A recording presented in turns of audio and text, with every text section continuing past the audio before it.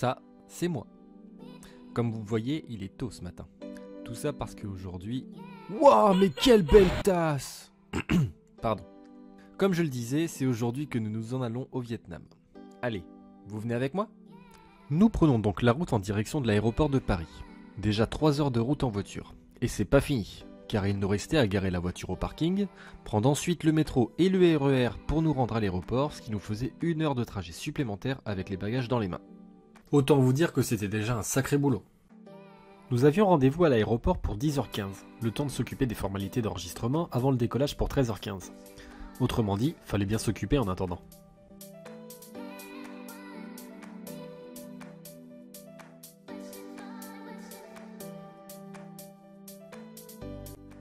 Enfin, nous embarquions à bord de l'avion pour un long voyage de 12 heures avec repas et nuit à bord.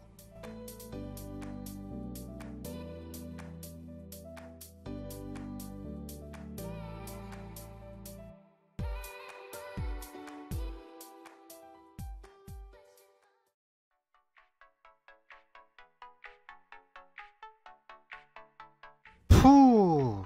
Eh ben c'était long. Bon, pas pour vous évidemment. Mais bon, nous sommes arrivés et à peine le temps de récupérer les valises qu'on va monter dans le bus pour commencer la visite. Au fait, pour indication, on est parti de Paris, il faisait 7 degrés. Ici, à Ho Chi Minh, il fait 27. Oui, à 7 heures du matin.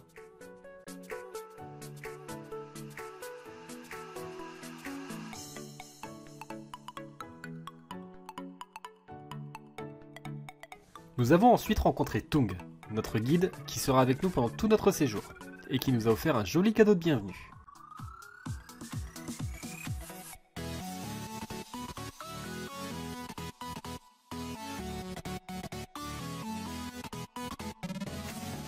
Mais pas le temps de traîner, il nous emmène à la visite de l'ancienne Saigon.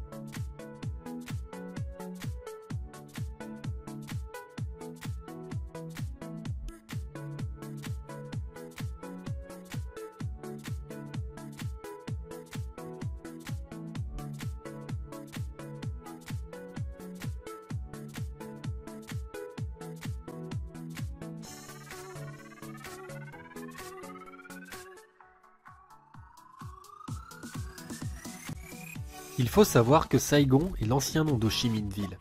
Toutefois, elle est souvent utilisée par les Vietnamiens par habitude.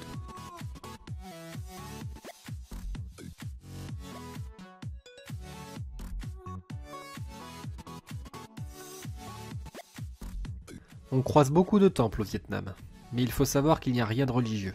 C'est juste un endroit pour prier pour les esprits, généralement les personnes défuntes.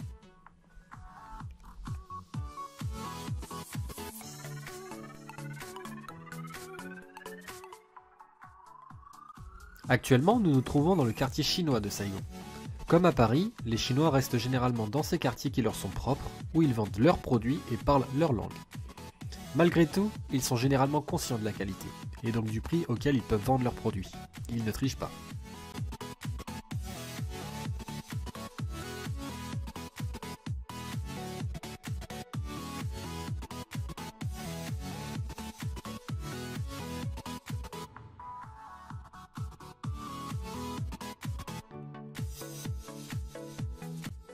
Bon, on va pas se mentir, c'est un vrai bordel. Déjà qu'on se demande comment ils arrivent à gérer leur stock, mais ils doivent en plus gérer tous les clients qui passent autour, sachant que beaucoup se déplacent directement en scooter dans le marché. Personnellement, avec toute cette pollution qui tourne, je suis pas chaud pour acheter de la nourriture ici.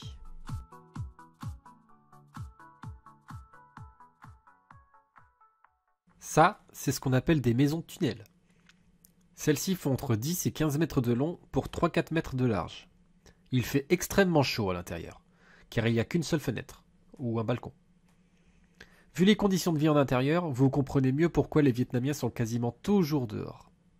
Tong nous a ensuite emmenés à la pagode Tien Hao, qui cette fois-ci est un monument religieux. Celui-ci est dédié à la déesse protectrice des marins. On a pu y apprendre des notions de Feng Shui. Par exemple, l'eau signifie argent. C'est pour ça que dans chaque grande ville se trouve un fleuve ou une rivière qui coule. C'est aussi valable pour l'expression « l'argent coule à flot ».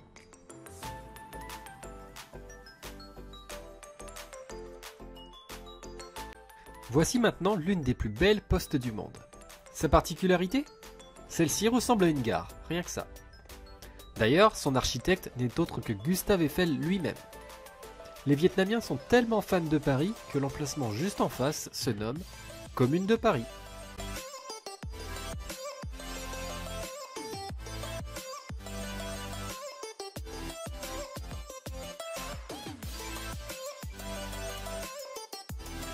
Pour finir la journée, nous avons pu visiter la ville de Ho Chi Minh de jour comme de nuit. On voit tout de suite la différence.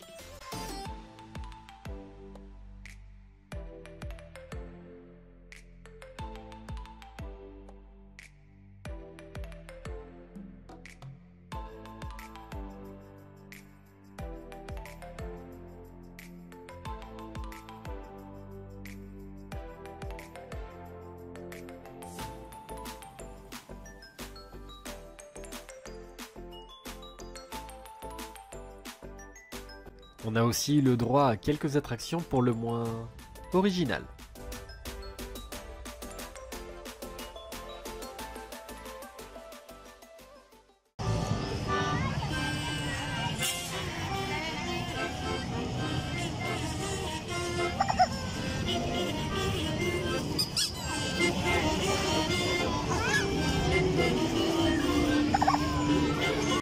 Pour finir en beauté, on a eu le droit à un petit dîner croisière avec spectacle sur ce magnifique bateau où la vue était littéralement magnifique. Juste regardez-moi toutes ces lumières.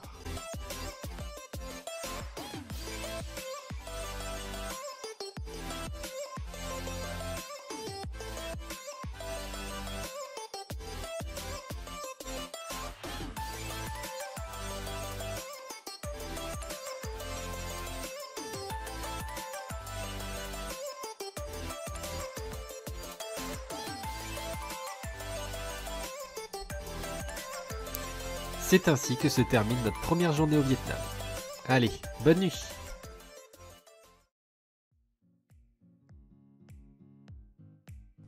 Au Vietnam, il fait jour vers 5h30 du matin. Donc les Vietnamiens se lèvent tôt pour aller dans les rizières car il fait très chaud, surtout vers l'heure de midi.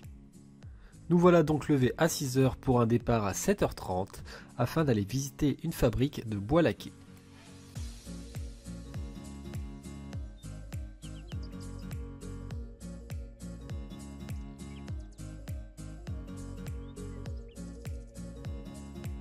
Il faut savoir qu'une des spécialités de Saigon, c'est la fabrication de la laque, à savoir le bois laqué. Il leur faut 3 mois pour produire un produit laqué.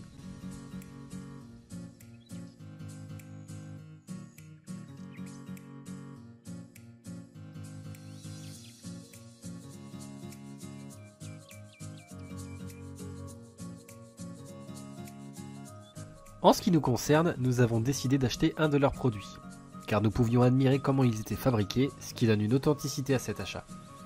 De plus, on peut clairement voir la différence entre un produit laqué et une simple reproduction.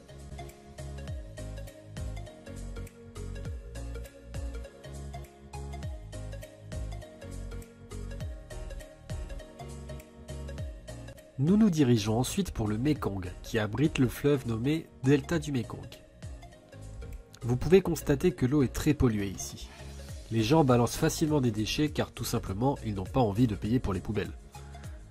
Malgré cette pollution, la zone du Mekong est la zone la plus riche en agriculture. La terre y est très fertile là-bas.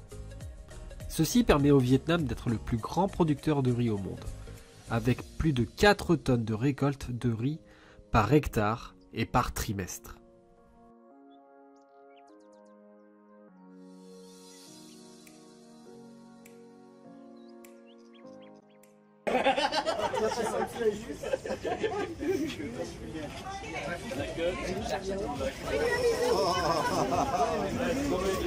Bisous, bisous.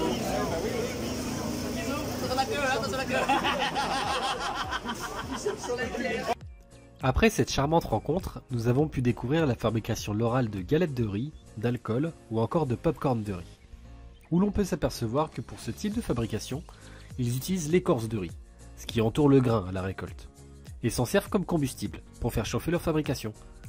Comme nous a dit notre guide, rien ne se perd.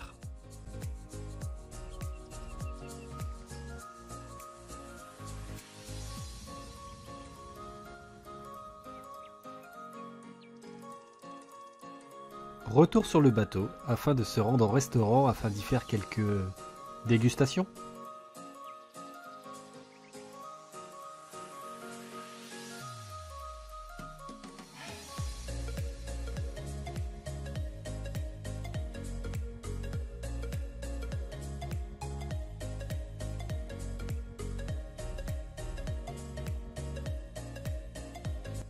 Allez, toi. Waouh, yeah.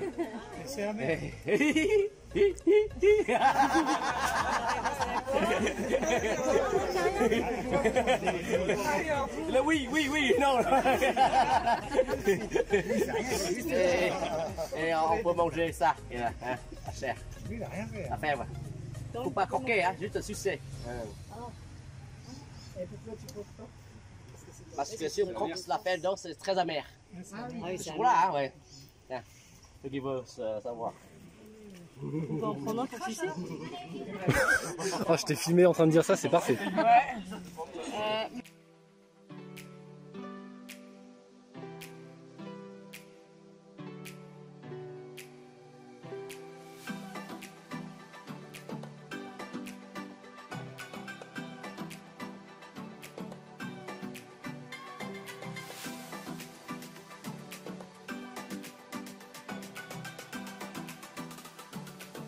Puis nous avons eu droit à une balade dans des bateaux à rames dans les arroyos du fleuve.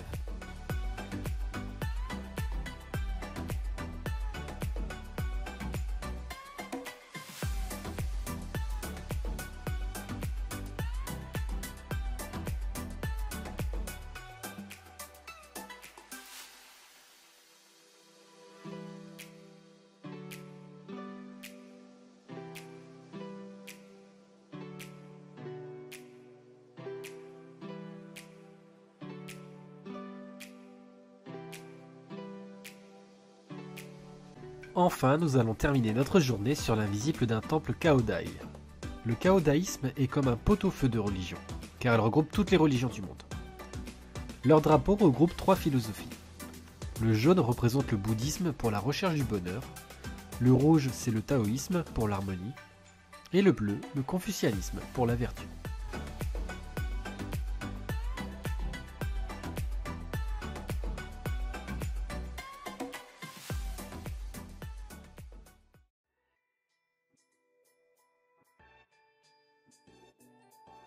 Allez, c'est reparti, debout à 3h du matin car on doit prendre un avion à 5h40 direction Hue. Hue est considérée comme la ville de la pluie. Étant entouré de montagnes, c'est une vraie cuvette. On raconte qu'il y pleut 2 fois par mois, mais il pleut 2 semaines à chaque fois. Bon, je suis mauvaise langue car on a quand même eu beau temps. Nous partons ensuite découvrir la cité impériale qui, comme son nom l'indique, était destinée à accueillir les palais royaux ainsi que les lieux de pèlerinage. On y trouve plusieurs monuments historiques, comme le palais de l'harmonie suprême, le temple du culte des rois Nguyen ou la bibliothèque royale. Toutefois, beaucoup de bâtiments se sont retrouvés détruits suite aux dernières guerres que le Vietnam a connues, mais ils sont en train de les reconstruire petit à petit. Par contre, cela coûte beaucoup d'argent.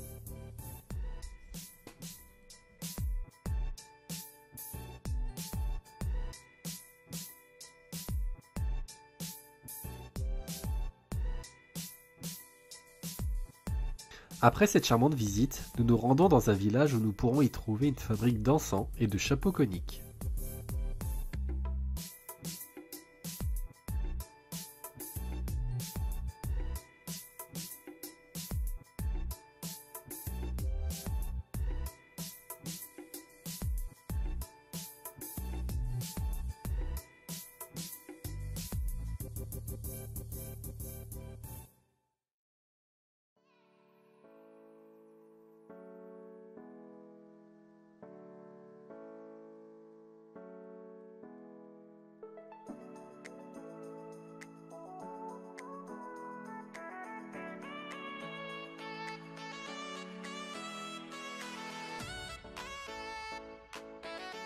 Après avoir déjeuné, nous nous rendons à pied vers le mausolée de l'empereur Tuduk. Construit dans les années 1800, il aura fallu plus de 6000 personnes travaillant d'arrache-pied pour le finir le plus vite possible. Par contre, environ 3000 seront décédés à cause des maladies, des animaux et des insectes.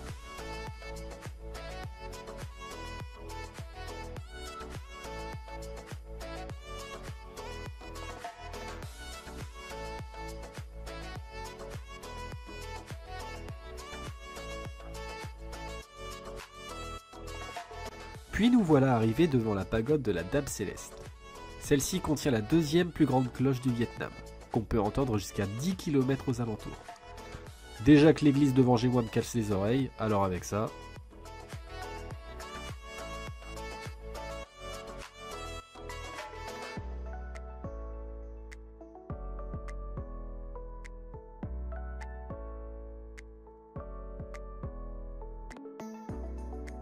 Pour finir, nous avons eu le droit à une croisière sur la rivière des Parfums, à bord de ces magnifiques bateaux dragons. On a même pu y déposer une bougie sur l'eau avec laquelle on fait un vœu.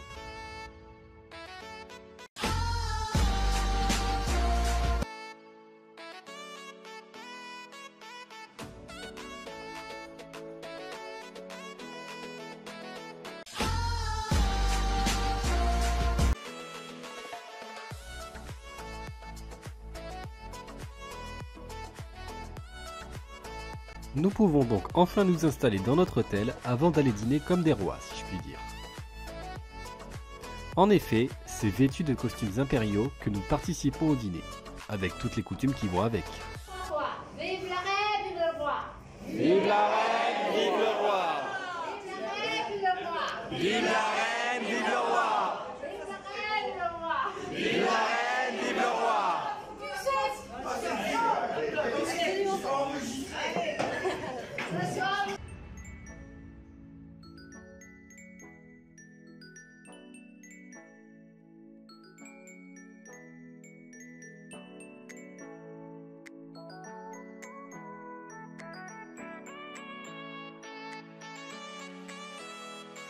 Allez, on rentre.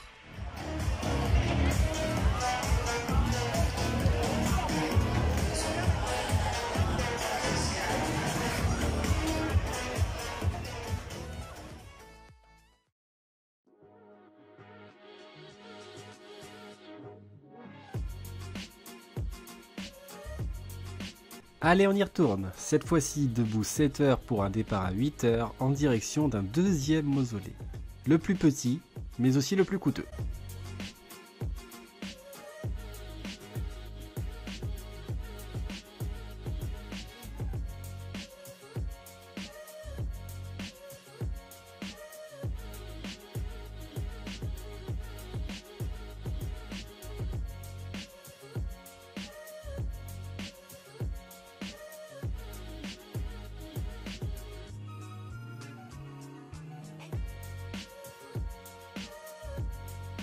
Nous sommes maintenant en route vers Da Nang, la troisième plus grande ville du Vietnam.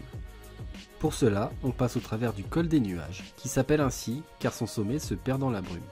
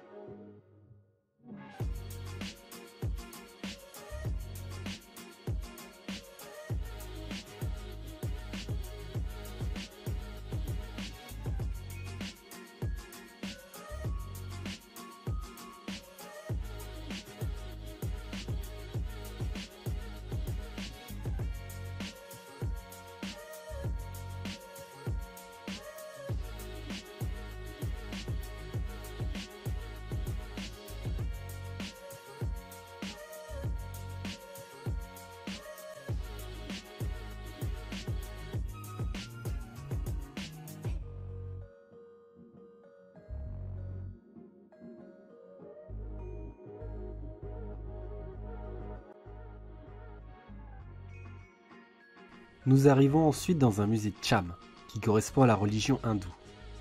Ce musée fut créé par Henri Parmentier et fut inauguré en 1919. Le but de ce musée est de regrouper toutes les pièces uniques de cette civilisation.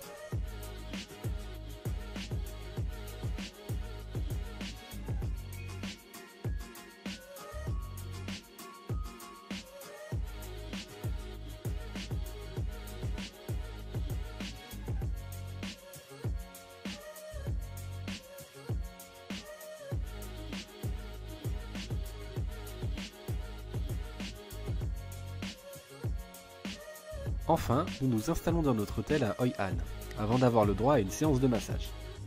Bon, faut pas croire, mais j'étais pas du tout rassuré. Car étant très chatouillé au niveau des pieds, j'aurais pu lui mettre un grand kick à la masseuse. Mais bon, au final tout s'est bien passé et c'était vraiment très cool.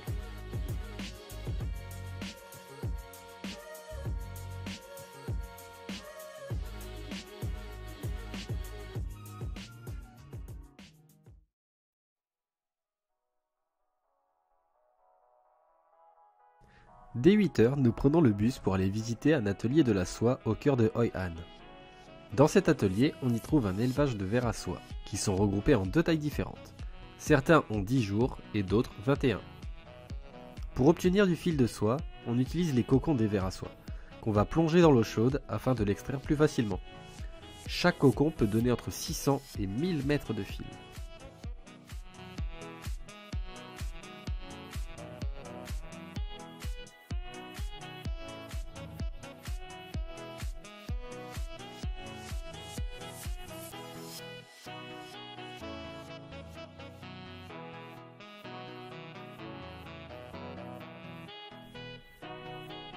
Malheureusement, pour des raisons artistiques, je n'ai pas pu filmer leurs produits.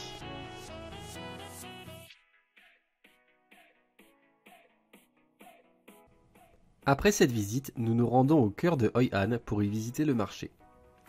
Il faut savoir que Hoi An est surnommée la ville des lanternes. On aura l'occasion d'en profiter ce soir en se baladant. C'est aussi généralement la ville préférée des étrangers.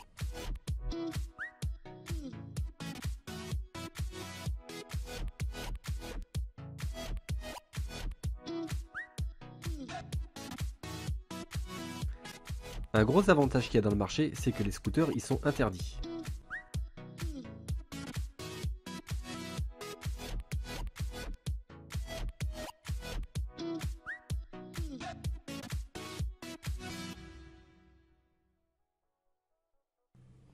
Avant d'aller manger, nous avons droit à un petit passage dans les rizières.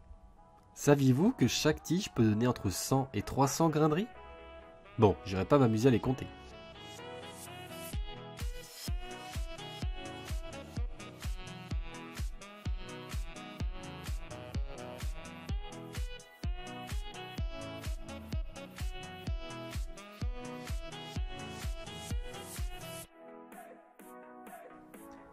Pendant le repas, nous avons même eu le droit à un cours de cuisine.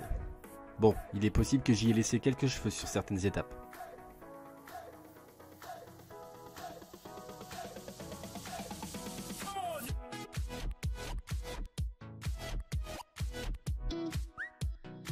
Puis nous partons visiter les champs d'agriculture. Il faut savoir que chaque champ appartient à une famille différente. Ils font entre 500 et 1000 mètres carrés. Nous avons même pu observer certaines techniques agricoles. Et pour certains, y participer.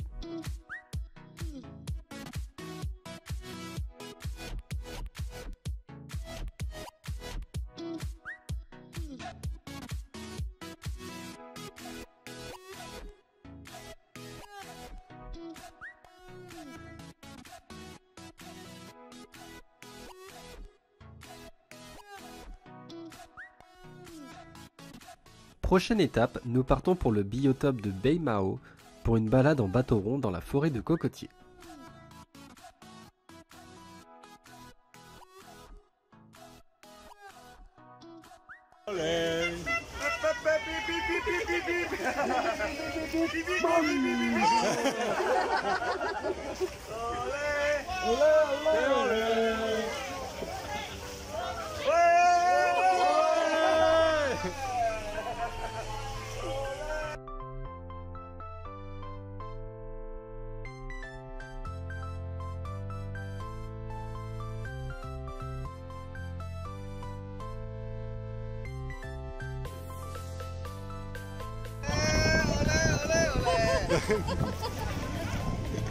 Ils ont des délires, c'est ouf. Let's go! Olé, olé, olé, olé.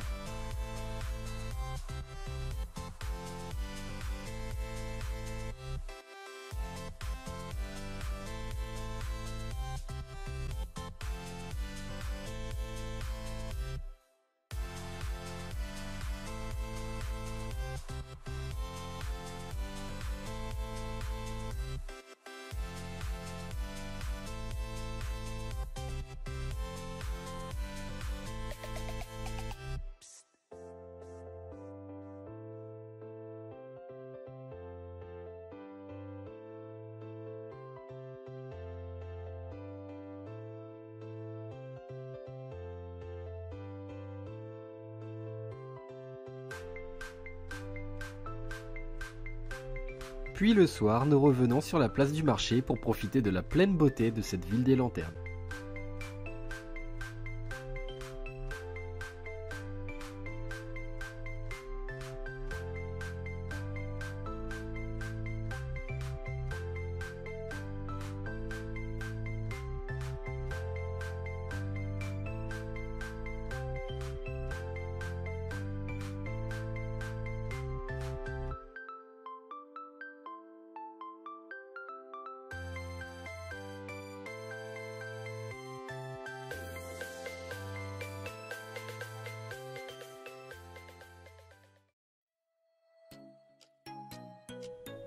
Aujourd'hui, on a beaucoup de routes à faire.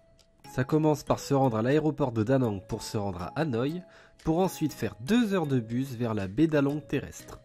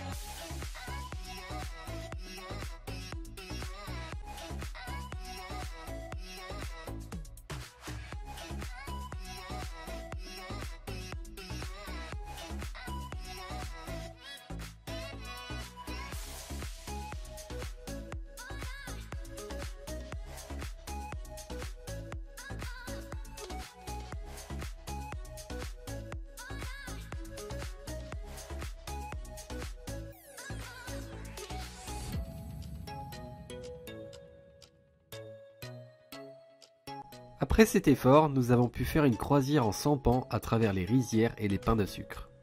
Vous noterez que nos rameurs ont une technique bien particulière.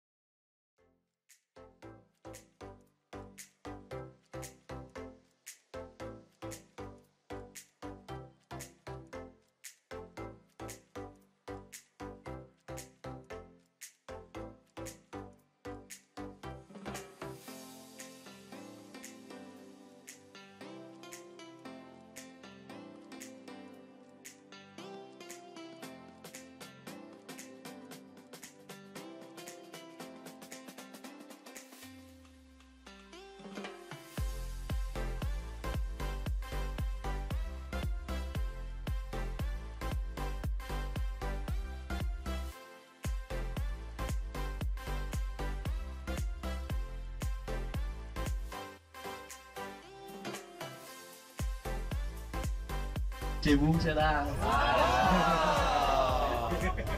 Juste en face. Pour cette nuit-là, on a pu découvrir le luxe d'un hôtel 5 étoiles. Alors on va pas se priver.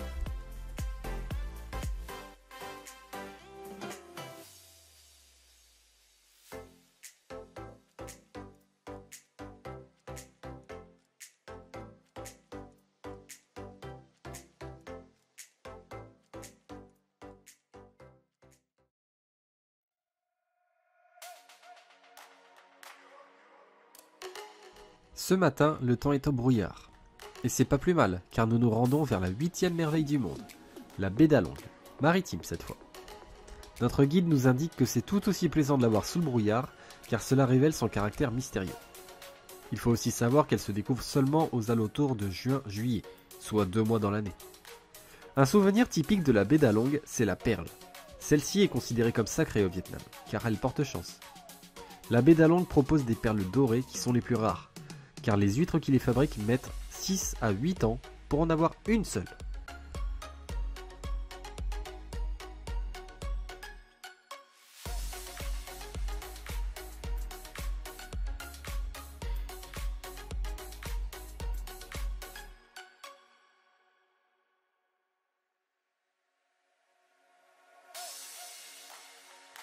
Bon allez, en route pour la baie d'Along.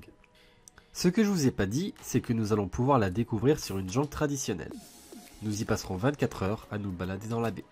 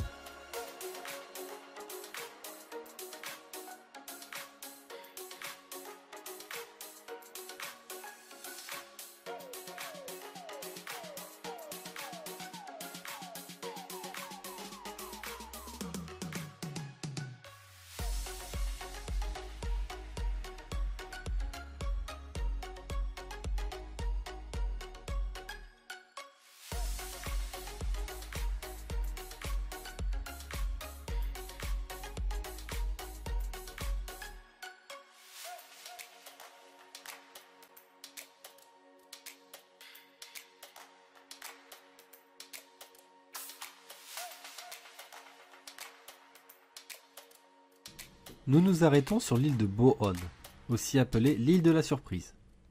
La file d'attente que vous voyez, c'est pour visiter la grotte des surprises, qui est la plus grande et la plus belle grotte de la baie d'Along.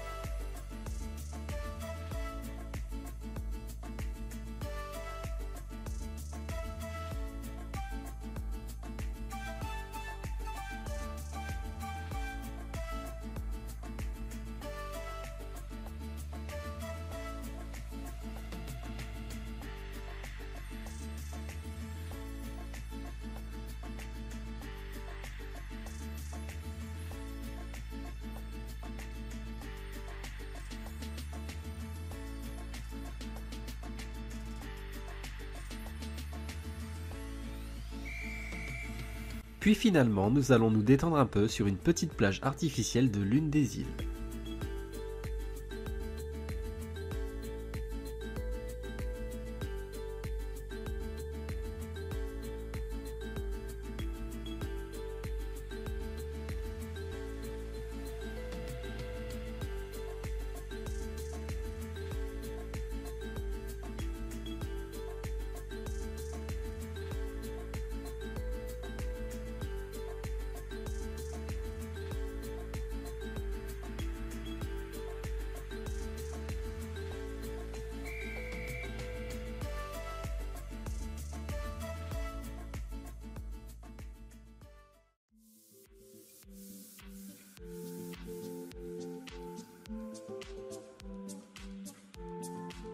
On se réveille à 6 h avec un brouillard encore plus épais.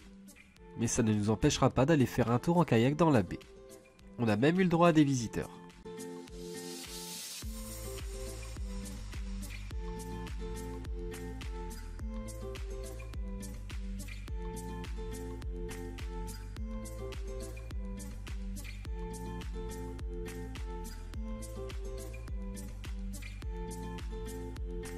Il faut faire comme ça.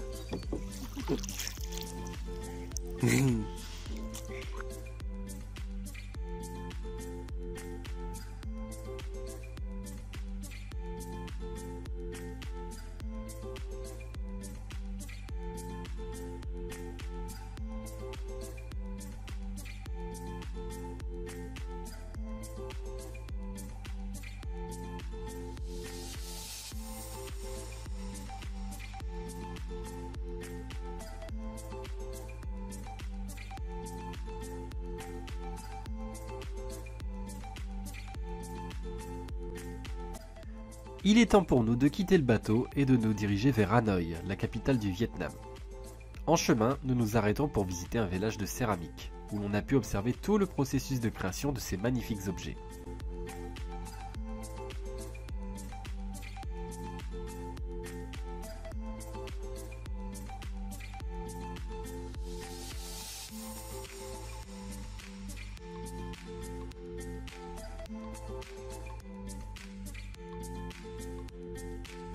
Une fois arrivés dans Hanoï, nous avons eu, si je puis dire, la chance de visiter la ville en tuk-tuk. On se rend compte que le trafic est beaucoup trop dense pour les rues si étroites. Cela est causé par le fait que les commerces et les scooters envahissent les trottoirs. Donc les passants doivent marcher dans la rue pour se balader, ce qui est très dangereux.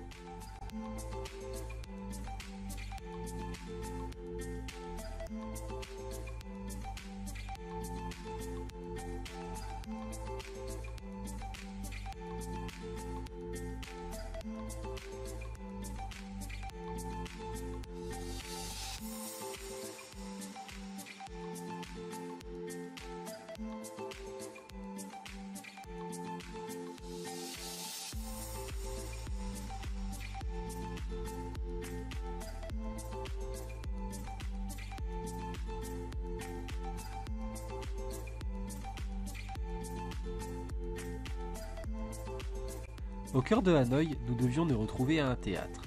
Celui-ci allait nous présenter un spectacle de marionnettes sur l'eau. En attendant, nous avions quartier libre.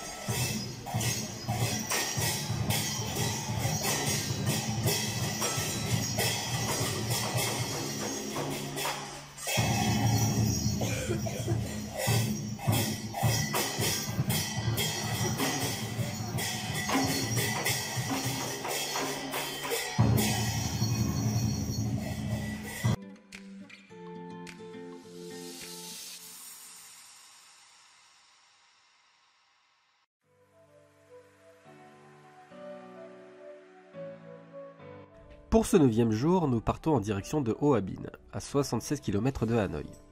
Nous y allons pour découvrir un village Muong qui est une des 54 ethnies du Vietnam. Les Muong vivent dans des maisons sur pilotis car ils étaient habitués à vivre dans la jungle, et ce type de maison les protégeait des animaux sauvages. Nous avons pu aussi les voir à l'œuvre dans la fabrication de riz après sa récolte, ainsi que dans la réalisation de danses traditionnelles.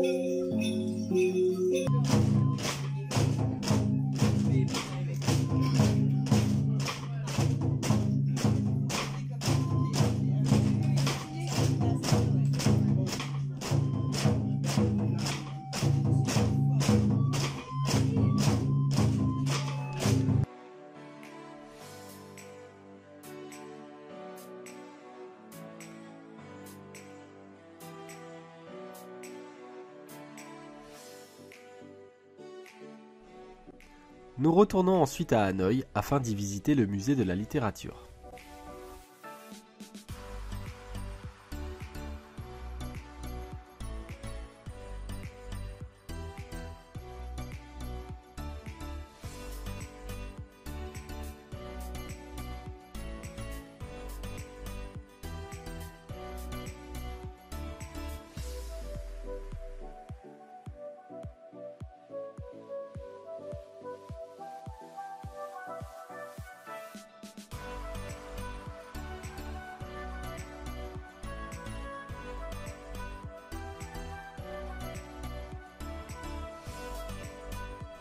Puis nous repartons en balade dans les rues pour y voir divers monuments importants.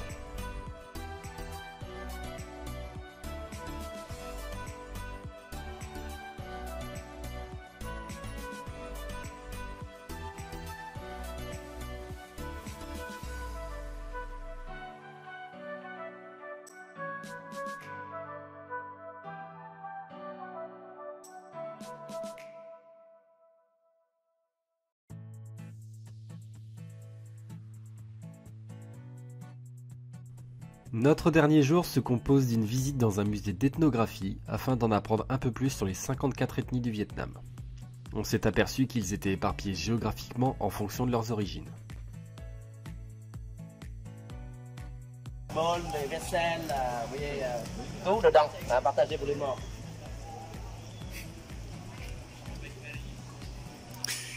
Puis nous retournons dans le quartier commerçant de Hanoï pour un dernier quartier libre. J'ai pas filmé grand chose car nous avons plus erré entre les commerces qu'autre chose. À la fin de la journée, nous reprenons l'avion pour retourner à Ho Chi Minh Ville afin d'y faire le vol de retour en France.